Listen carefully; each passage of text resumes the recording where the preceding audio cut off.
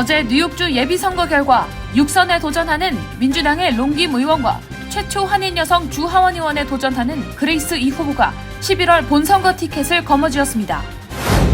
지난해 브롱스에서 숨진 채 발견된 7세 소녀의 이복 오빠가 성폭행 및 구타로 인한 살인 혐의로 체포됐습니다. 소녀의 친모도 이를 방치한 혐의로 체포됐습니다.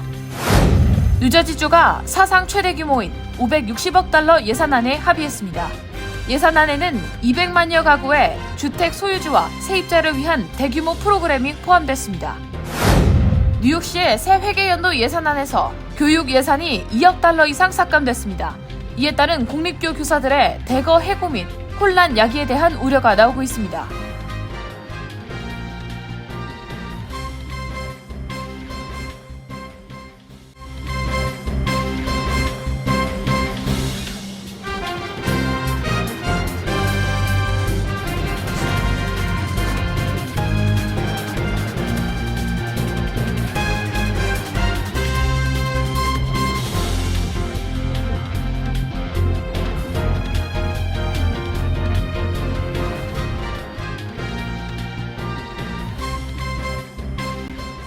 여러분 안녕하십니까? KBTV 뉴스9 이창원입니다. 어제 뉴욕주 예비선거가 일제히 치러진 가운데 뉴욕주 하원의원에 출마한 한인 후보인 론김 의원과 그레이스 이 후보 역시 무난히 민주당 후보로 당선됐습니다. 뉴욕주지사 선거에서는 민주당의 캐티 호코 현 뉴욕주지사, 공화당의 리 젤딘 연방하원의원이 당선됐습니다. 첫 번째 소식 전장희 기자가 전합니다. 캐티 호코! 캐시 호컬 주지사가 어제 실시된 뉴욕주 예비선거에서 주마인 윌리엄스 뉴욕시 옹호관과 탐 소우지 연방 하원 의원을 가볍게 제치고 민주당 뉴욕 주지사 후보로 선출됐습니다. 뉴욕 전 주지사의 불명예 퇴진으로 주지사에 취임한 지 9개월 만입니다. 16년 동안 민주당 주지사만을 배출했던 뉴욕에서 민주당 후보가 된 호클 주지사는 뉴욕 주지사 선거에서 당선된 최고의 여성 주지사가 될 가능성이 높아졌습니다. 윌리엄스 후보가 2위, 수호주 후보는 3위에 그쳤습니다. 호클 주지사는 당선 확정 직후 가진 수락 연설에서 유리천장에 끊임없이 부딪혀야 했던 여러 세대들의 여성들이 있었기 때문에 내가 여기 있는 것이라며 뉴욕의 여성들이여 이것은 당신을 위한 것이다 라고 말했습니다. 공화당 뉴욕 주지사 후보로는 리 젤딘 연방 하원 의원이 루디 줄리아니 전 뉴욕시장의 아들인 앤드류 줄리아니를 제치고 당선됐습니다. 한편 6선에 도전하는 40선거구의 론킴 의원은 중국계 케네스 치우 후보를 제치고 민주당 후보 당선에 성공했습니다. 또한 한인 여성으로 뉴욕주 하원 의원에 도전장을 낸 65선거구의 그레이스 이 후보 역시 민주당 후보로 당선됐으며 이로써 최초의 한인 여성 하원 의원이 탄생할 가능성이 높아졌습니다. 그 외에 호컬 주지사가 임명한 안토니오 델가도 부주지사 역시 무난히 뉴욕 부주지사 민주당 후보로 당선됐습니다. 이번 뉴욕주 예비선거에서 뉴욕시의 투표율은 상당히 낮았던 것으로 나타났습니다. KBTV 뉴스 전상입니다. 오늘 뉴욕 경찰이 지난해 브롱스에서 숨진 7살 여아의 친모와 이복 오빠를 살인 혐의 등으로 체포했습니다. 이복 남매인 오빠는 성폭행하고 구타 등 학대 혐의로, 엄마는 이를 방치한 죄 등으로 기소됐습니다. 김은지 기자가 보도합니다. 지난 2021년 8월 10일 브롱스 모테이븐 지역의 한 아파트에서 7살 소녀 줄리시아 베티스가 숨진 채 발견됐습니다. 그리고 경찰은 오늘 이 사건과 관련해 소녀의 어머니인 36세 나바시아 존스와 이복 오빠인 18세 폴 파인을 체포했습니다. 경찰은 폴 파인이 베티스가 숨지기 이틀 전 여아를 성폭행하고 구타했으며 이러한 형태의 학대는 꽤 오랫동안 지속된 것으로 보고 있습니다. 베티스의 사인은 둔기로 인한 복부 외상으로 밝혀졌습니다. 경찰이 의식을 잃은 베티스를 발견했을 때 베티스는 침실 바닥에 얼굴을 대고 누워 무반응 상태였다고 밝혔습니다. 당시 엄마인 존스는 아이가 떨어져 책상에 머리를 부딪혔다고 주장했습니다. 그러나 검시관이 베티스의 얼굴과 팔, 몸통 등에서 발견한 극심한 정도의 외상을 의심했습니다. 경찰이 베티스를 발견한 날 아침, 이복 오빠 폴파이는 베티스가 자신을 화나게 했다며 7살 어린 소녀의 얼굴을 최소 8번 주먹으로 때렸다고 인정했습니다. 폴파이는 성폭행과 살인, 과실치사, 아동학대 등으로 엄마인 존스 또한 살인 혐의와 미성년자를 통제하지 못한 관련 혐의로 기소됐습니다. 경찰에 따르면 존스는 베티스가 토하고 기절하고 머리를 2번 다치는 것을 보았지만 3시간이 지나도록 경찰 당국에 전화하지 않았습니다. 존스는 남편과의 양육권 소송에서 승소한 이후 베티스와 1살짜리 남동생 그리고 폴파인과 함께 살고 있었습니다. 당시 이 소식을 접한 베티스의 친아빠와 외할머니는 비통함을 감추지 못했습니다. 경찰은 베티스가 사망하기 전 10차례가 넘는 이웃들의 가정폭력 신고를 받은 바 있다고 밝혔습니다. KBTV 뉴스 김은지입니다. 뉴저지주가 사상 최대 규모의 2022-2023 회계연도 주 정부 예산안에 합의했습니다. 예산안은 560억 달러 규모로 주택 소유주 세금 감면과 세입자 지원 프로그램 등이 포함됐습니다. 자세한 내용 전상희 기자가 알아봤습니다. 필 머피 뉴저지 주지사와 주의회 지도부는 2022-2023 회계연도 새 예산안 처리 마감 시한인 6월 30일까지 관련 법안을 모두 처리할 예정이라며 합의 내용을 발표했습니다. 합의된 주정부 예산안은 당초 머피 주지사가 지난 3월 제시했던 489억 달러 규모 행정 예산안보다 늘어났습니다. 머피 주지사는 뉴저지주가 지난 회계연도에 예상보다 많은 세수를 거뒀다고 설명하면서 납세자들에게 혜택을 돌려주겠다고 밝혔습니다. 특히 예산안에는 기존 재산세 감면 프로그램인 홈스테이트 리베이트를 대체할 주택 소유주 세금 감면, 세입자 지원 프로그램인 앵커 프로그램에 20억 달러가 배정됐습니다. 앵커 프로그램이 시행되면 약 87만 가구에 달하는 연소득 15만 달러 미만 주택 소유주는 1,500달러, 약 29만 가구의 연소득 15만에서 25만 달러의 주택 소유주는 1,000달러의 재산세 환급을 받게 되며 90만 명에 달하는 연소득 15만 달러 미만 세입자들에게도 450달러를 지원할 예정입니다. 주지사실에 따르면 대략 200만 가구가 평균 628달러의 지원 혜택을 받게 됩니다. 이 외에도 1년간 운전면허증, 의료면허증, 결혼 라이센스 등 발급 각종 라이센스 갱신 비용 면제, 7,500만 달러를 투입해 8월 27일까지 9월 5일까지 백투스쿨 기간 동안 학용품의 판매세 면제 적용 등의 내용도 예산안에 포함됐습니다. 또 주정부 공립학교 지원금에 총 127억 달러가 투입됩니다. 머피 주지사는 2021-2022 회계연도가 종료되는 내일 예산안에 서명할 예정입니다. KBTV 뉴스 전상입니다.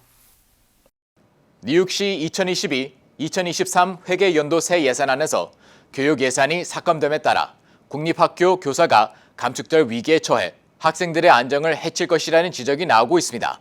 보도에 전상희 기자입니다. 오는 7월 1일부터 시작되는 뉴욕시 새 회계연도 예산안에서 공립학교 재정 지원은 2억 달러 이상 삭감됐습니다. 삭감분은 앞으로 3년 동안 총 8억 8,500만 달러에 달합니다. 공립학교 재정 지원 예산은 시 전역 등록 학생 수에 비례해 책정되는데 교육국에 따르면 지난 5년 동안 10,000명의 공립학교 학생들이 학교를 떠난 것으로 나타났습니다. 코로나19 팬데믹 중에는 학생 감소로 인한 예산 삭감분이 연방정부의 코로나19 지원금으로 보전돼 실질적인 학교 지원금 감소는 없었지만 새 회계연도부터는 예산 삭감이 불가피하게 된 것입니다. 이에 따라 시 전역 1,000여 공립학교에서 교사 수 감축이 우려되고 있습니다. 최소 수백 명의 교사가 근무 중인 학교에서 해고되거나 타 학교로 배치되는 상황이 예상되고 있습니다. 교사 감축 외에도 코로나19 팬데믹 기간 중 학교 폐쇄로 인한 학급 손실을 메꾸기 위해 제공되는 프로그램과 서비스에도 차질이 발생할 것으로 보입니다. 이 같은 혼란에 대해 뉴욕시 교육당국은 차질을 최소화하겠다는 입장입니다. 이에 대해 데이비드 뱅크스 뉴욕시 교육감은 직업을 잃게 되는 교사는 없을 것이라고 말했습니다. 각 학교별로 적정 규모에서 초과되는 교사가 있을 경우 시 전역의 예비 교사군에 배치한 후 다른 학교로 옮겨갈 수 있도록 할 것이라는 것입니다. 그러나 마이클 멀그루 교사연합회장은 학생들에게는 안정된 교육 환경이 중요하다며 혼란을 초래할 교사 이동 배치는 용납할 수 없다고 밝혔습니다. KBTV 뉴스 전상입니다. 뉴욕시가 새로운 컨테이너 쓰레기통 배치와 관리 강화에 2,200만 달러의 예산을 투입합니다. 에릭 아담스 뉴욕시장은 시 전역 2만 3천 개의 공용 쓰레기통을 더 자주 비워낼 것이라고 약속했으며 제시카 TC 청소국장은 깨끗한 도로변 파일럿 프로그램의 일환으로 타임스퀘어에 설치한 컨테이너 쓰레기통을 차후 시 전역으로 확대할 계획이라고 덧붙였습니다. 한편 뉴욕시는 코로나19 팬데믹으로 인해 2년여간 중단했던 주 2회 요일별 교대 주차 규정을 오는 7월 5일부터 원상 복구해 시행합니다. 한편 뉴욕시 민원전화에 따르면 올해 1월에서 4월 접수된 쥐 목격 신고는 약 7,400여 건으로 집계됐습니다. 정부가 원숭이 두창 확산을 사전에 차단하려 기존 물량의 5배에 달하는 5만 6천 회 접종분의 백신을 즉각 공급한다고 밝혔습니다. 이번에 공급되는 백신은 덴마크 바바리안 노르딕스사가 개발한 진네오스로 미국에서는 2019년 원숭이 두창 예방 용도로 허가받았습니다. 질병통제예방센터는 원숭이 두창에 노출된 것으로 당국이 확인한 대상자에게만 백신 접종을 권고했지만 앞으로는 당국 확인 없는 접촉자에게도 접종을 권고하기로 했습니다. 로셸 월렌스키 CDC 소장은 5월 원숭이 두창이 확산하기 시작한 뒤 지금까지 미국 내 306건을 포함해 전 세계적으로 총 4,700건의 감염 사례가 확인됐다고 밝혔습니다. 한국농수산식품유통공사는 워싱턴 DC 의회가 김치의 날 제정 결의안을 의원 만장일치로 통과시켰다고 밝혔습니다. 김치의 날은 김치의 가치를 알리기 위해 2020년 한국에서 제정된 법정 기념일로 미국에서 제정된 지역은 지난해 8월 캘리포니아주, 올해 2월 버지니아주와 뉴욕주에 이어 워싱턴 DC가 네 번째입니다. 이번에 통과된 결의안에는 미국 내 김치의 인기와 김치의 역사, 건강식품으로서의 우수성, 한국이 김치의 종주국이라는 점 등이 명시됐습니다. 지난해 대미 김치 수출은 역대 최대치인 2,800만 달러를 기록했습니다. 이는 2011년 수출 실적보다 10배가량 증가한 수준입니다. 뉴욕시 공원국은 뉴욕시가 운영하는 51개 공공수영장을 개장했으며 오는 9월 11일까지 매일 오전 11시부터 오후 7시까지 운영한다고 밝혔습니다. 하지만 인명구조요원의 부족으로 공공수영장에서 운영되던 각종 수영 프로그램과 수중 에어로빅은 취소됐습니다. 뉴욕시는 매일 인력 운영 상황을 평가하고 필요한 경우 수영장 수용 인원을 제한하거나 수영장을 폐쇄할 수 있다고 밝혔습니다. 에릭 아담스 시장은 인명구조요원 모집을 위해 계속해서 노력하고 있다고 말했습니다. 이렇게 올해 인명구조요원이 부족하다는 것은 내년에도 연속해서 부족 사태를 가져올 수 있어 수용 프로그램이 다시 한번 취소될 가능성이 있습니다. 잠시 후 커뮤니티 브리핑을 전합니다.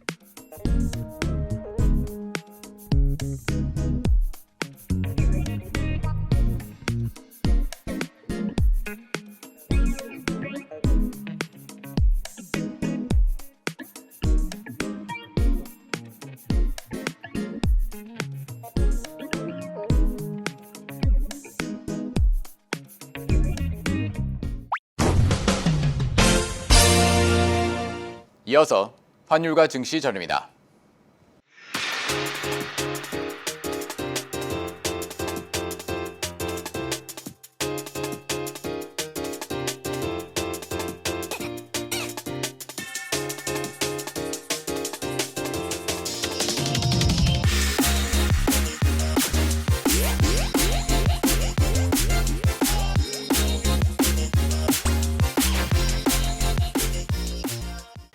잠시 후 뉴욕과 뉴저지 날씨 전입니다.